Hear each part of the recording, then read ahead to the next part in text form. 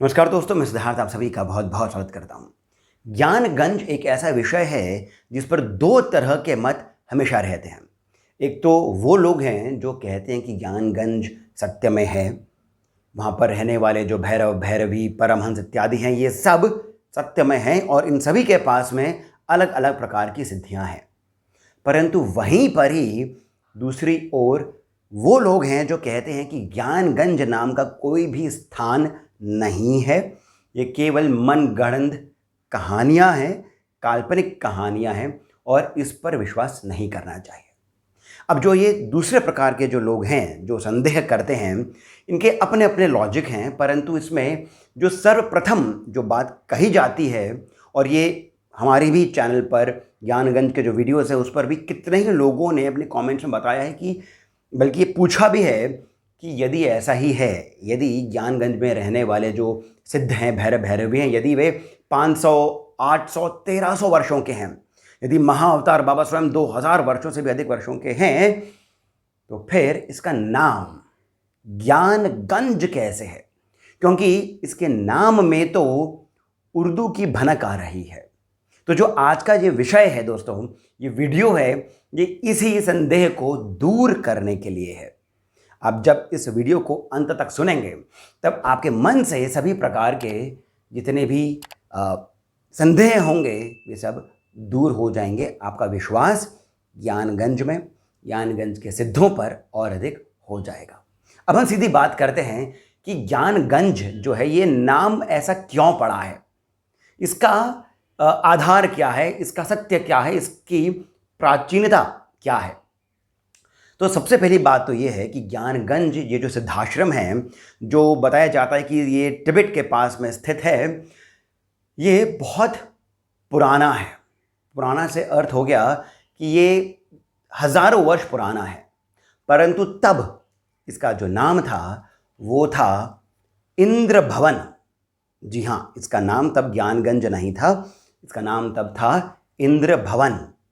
और जो इसकी अधिष्ठात्री देवी हैं, जी हाँ, इसकी अधिष्ठात्री जो देवता हैं वे एक्चुअली में देवी हैं, जो राजराजेश्वरी देवी हैं। राजराजेश्वरी का अर्थ हो गया है स्वयं माँ त्रिपुर सुंदरी, स्वयं ललिता, स्वयं षोडशी। ये इस आश्रम की अधिष्ठात्री देवी हैं। पहली बात तो ये। दूसरी बात ये कि समय के साथ, जिस प्रकार हमने पुराणों में भी कितनी कथाएं सुनी हैं कि समय के साथ जब इंद्र भी बदले तो जो इंद्र का आसन था वो भी कई कारणों से दूषित हुआ है, स्वर्ग भी कई कारणों से दूषित हुआ है। उसी प्रकार ये जो इंद्र भवन है ये भी कई कारणों से दूषित हुआ, जिसके कारण इसे बंद कर देना पड़ा। उसके उपरांत करीब 1225 एडी में, यानी कि आज से करीब 800 वर्ष पहले ही इस आश्रम को पुनः बसाया गया। जिन परमहंस ने इस आश्रम को पुनः बसाया उनका नाम था ज्ञानानंद परमहंस। और ये ज्ञानानंद परमहंस स्वयं परमहंस महातपा के शिष्य थे। परमहंस महातपा, ऐसा माना जाता है कि ये करीब 1300-1400 वर्षों से भी अधिक समय से जीवित हैं, परंतु जो इनका शरीर है ये पंचभूतों से निर्मित नहीं है। इसमें जो 6 जो हमारे शरीर के कोश होते हैं वे सब नहीं हैं, इनका शरीर अलौकिक है। और ये भी स्वयं राजराजेश्वरी देवी की ही इच्छा से इस आश्रम का पुनः जो इसका बसाना हुआ वो करा गया। किसने बसाया? स्वयं महातपा के ही, परमहंस महातपा के ही शिष्य ज्ञानानंद परमहंस ने, करीब 1225 एडी में। उसके बाद जब इसको पुनः बसाया गया तब इसका नाम रखा गया ज्ञानगंज। अब यहां पर प्रश्न ये आता है कि गंज क्यों रखा गया? तो पहली बात तो ये है कि गंज जो शब्द है ये उर्दू का शब्द नहीं है। जी हां, ये उर्दू का शब्द नहीं है, ये एक फारसी, एक पर्शियन शब्द है। और उसमें भी ये अभी की जो पर्शियन लैंग्वेज है उससे प्रेरित नहीं है, ये एंशिएंट पर्शियन लैंग्वेज में आता है। जिसे हम कहते हैं मीडियन लैंग्वेज, जो मेडिस नाम का जो एक राज्य था, जो तब का जो पर्शिया था, जो अब का ईरान है, वहाँ पर ये भी बात आर्कियोलॉजिस्ट ने पता करी है कि भारत का जो ट्रेड था, जो वाणिज्य था, वो ईरान के साथ में, बैक्ट्रिया के साथ में बहुत अधिक था। यहाँ से कितने ही भारतीय थे जो वहाँ पर जाकर के बस गए थे, और वहाँ से भी कई लोग यहाँ पर आते थे और अपने सिक्के इत्यादि यहाँ पर जो जो व्यापारी थे वो वहाँ से लेकर के इधर आते थे।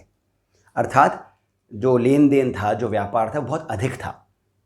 यानी कि जो भाषा भी है वो यहाँ से उधर और उधर से इधर आई थी। जो गंज है, ये जो शब्द है, ये संस्कृत का शब्द है जिसका अर्थ होता है भंडार। इसका जो सबसे पहला, जो अभी के तथ्यों के हिसाब से जो पहला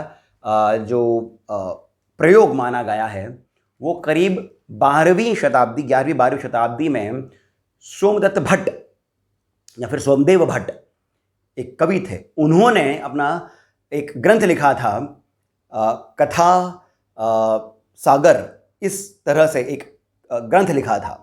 कथा सरित सागर के नाम से एक ग्रंथ लिखा गया था, जो कि कथाओं का एक ग्रंथ था। उसमें उन्होंने गंज शब्द प्रयोग किया है।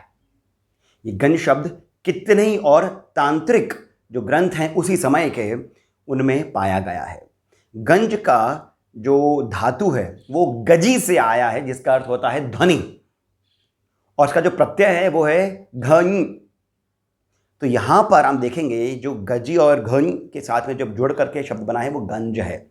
इसके कई सारे और अर्थ होते हैं, यानी कि इसका ये जो बना है ये आया है गोष्ठी से। गोष्ठी क्या होती है? जहाँ पर गायों को, जो गायें होती हैं उनका रखा जाता था, वहाँ से गोष्ठी आया है, जिससे कि गंज शब्द आया है। यानी कि ये वो जगह है जहाँ पर गाय रहती हैं, दूध होता है, यहाँ पर खाने पीने का भंडार होता है। ये ध्वनि के साथ में भी जुड़ा है, क्योंकि यहाँ पर ये इसे एक रसोई घर या फिर एक भंडार की तरह माना गया है, जहाँ पर बर्तनों की एक विशेष प्रकार की आवाज़ें आती हैं। यानी कि आप देखेंगे जो ये गंज शब्द है, इसका संस्कृत में बहुत अधिक उपयोग किया गया है। साथ ही साथ ये केवल संस्कृत में ही नहीं, प्राचीन कई सारी और भाषाओं में भी गंज का अलग अलग रूपांतरण होकर के प्रयोग हुआ है। अर्थात ज्ञान गंज जो है, इसका अर्थ है ज्ञान का भंडार। अब आपको इस वीडियो को देखने के बाद, इस तथ्य को जानने के बाद, ऐसी मेरी आशा है, ऐसा मुझे लगता है कि अब आपको किसी प्रकार का संदेह नहीं होगा ज्ञानगंज के प्राचीनतम होने के विषय में भी, और साथ ही साथ इसके नामकरण को लेकर भी।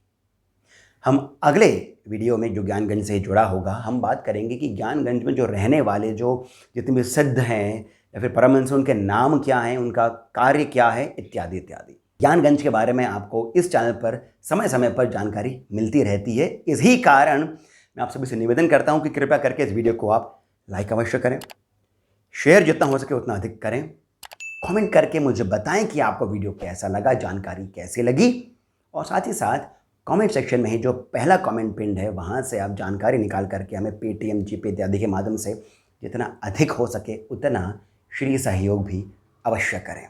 बहुत अधिक प्रोत्साहन मिलता है। इसी के साथ मैं सिद्धार्थ आप सभी से जाने की अनुमति लेता हूँ।